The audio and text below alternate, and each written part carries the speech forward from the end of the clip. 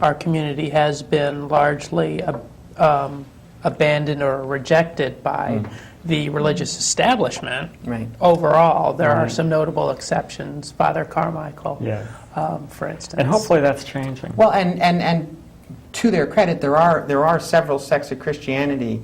I think the Unitarians are one, and there are others. I don't want to make it sound like that they've all turned their backs. But certainly I would say a lot of the major religions, Catholicism isn't very happy with us. The MCC, the Metropolitan Community Church, I believe, is completely open and affirming. That's very cool. They have a nice Day of Remembrance. Right. But it's important to note that in my case, I have a great deal of faith, and I think most of us do. You don't need the church to have a relationship with God. You do not need the church. God isn't in the building. That's right. And I am very happy about what I am. And I some people are mad at God for this, but it's like, you know what? I'm grateful. I love what I am, and I don't think, I would not ever accuse God of making a mistake. I think He got it right. But it is definitely a concern. I know I know there's at least one member in our group who is very active in her church, and she's not active in her church as a woman. She's active in her church as a man because she doesn't feel comfortable going to church. Her church community doesn't accept her and won't allow her to participate as a woman. So it's definitely out there. It's definitely tough. But faith is Thank you very much. Faith is faith, and religion is religion. Right. Thank you. All right. Bye. Well, yep, I think so. Yep. Good evening, nlcTrans. You're on the air. Hello? Hello.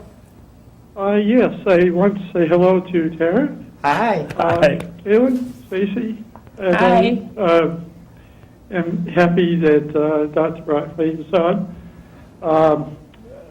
My feelings on this whole transitioning, as far as myself, I feel very happy as stayed on the program, and I'm planning on going further with this. But I just wanted to call in and express my feelings on this. And you have to come on the show.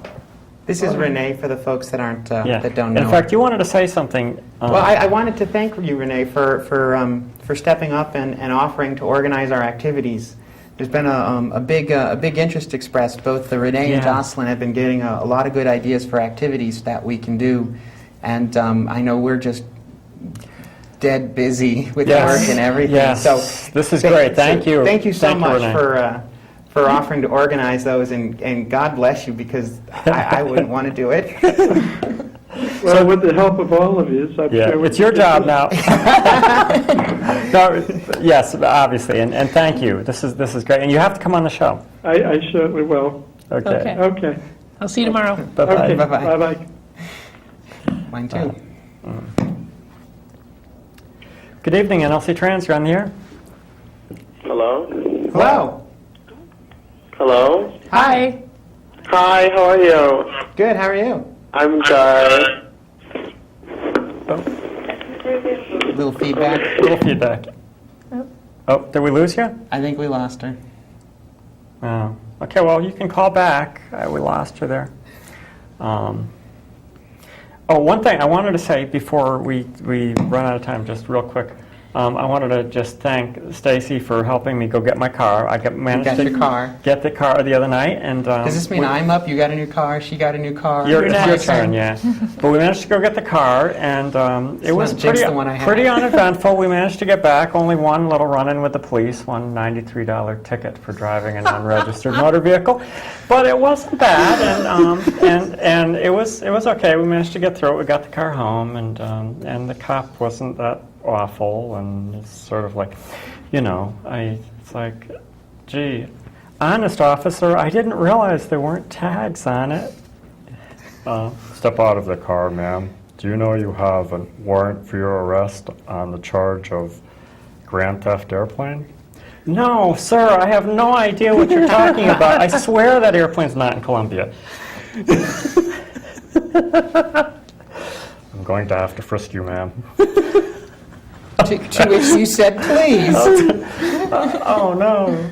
I'm sorry. Okay, I digress. I'm sorry. But it was fun. We got the car. It wasn't that awful. The car is now safely home. This car is now, in case that officer is watching, the car is now safely at my daughter's house where we left it because he told me to put it there. It's in the garage. I have not moved it. It's not at my house. I swear. But we gave my car a good run out, too. And yes, and Stacy, by the way, got another ticket for being a wise ass. Which is only a misdemeanor in Connecticut. Yes. Felony wise ass is a whole different thing. Anyway, it was a good time, and we got the car back, so. And we had some fun driving the back roads my goodness. last night. It was cool. So now you have to buy a car. I have to. Well, let's not hope I have to buy a car because the one I have dies. Well, no, I bought a second car just for the heck of it.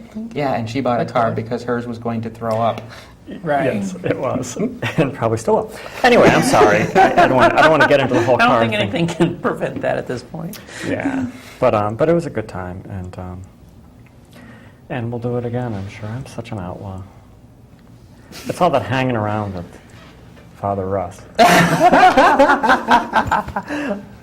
He's gonna kill me now. Anyway, so yeah, I got a $93 ticket. Oh well, could have been worse. But next time I'll do a better job of breaking the law. So you had a bigger ticket. Anyway, it's cool. So.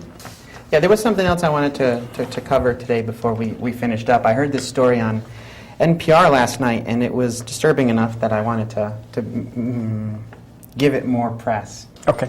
There's a kid by the name of Jeremy Jackson who was attending Mount St. Joseph in Cincinnati, Ohio. A few weeks into school, he got into a fight. Some of his friends, he and his friends had a disagreement. It turned into a fight. They knocked him unconscious. Ooh.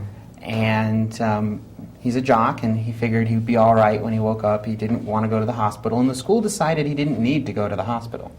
This happened in the dorm, or at least on campus. Over the next several months, his behavior changed. He had a hard time concentrating. His grades slid. And his family was trying to figure out what was going on because he was getting frustrated with all these his inability to do things. A neurologist who examined Jeremy said that he'd probably sustained a serious concussion from the fight. And it was going to take him a while to come back from it.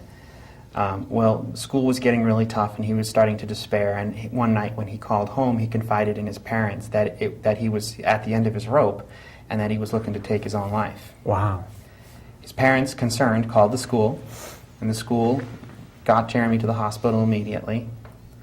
And the next day, he received a letter telling him that because he had violated the code of conduct of the school, he was being involuntarily suspended from school. Wow. He was being kicked out of school until January 2009 for violating the code of conduct because he threatened to harm a student himself. Apparently, this is since the Virginia Tech shootings. This is a fairly widespread thing that kids that threaten harm to themselves, going to confiding in the school infirmaries, are being kicked out of school, suspended from school, not kicked out. They're allowed to come back in after a period of time, frequently with additional requirements. You have to be interviewed by our high-level executives. You need to have additional letters of recommendation. You have to have additional notes from doctors. And in some cases, you have to grant the school access to your medical records so they can ensure you're not a danger to anyone. And a lot of the parents that NPR had talked to, they talked to under anonymity because they were still trying to get their kids back into school. Right. And the reason it was so disturbing for me is because college is one of those times when puberty hits and you start figuring out your feelings and what all that means. And that's where I really started to accept and learn about transsexualism and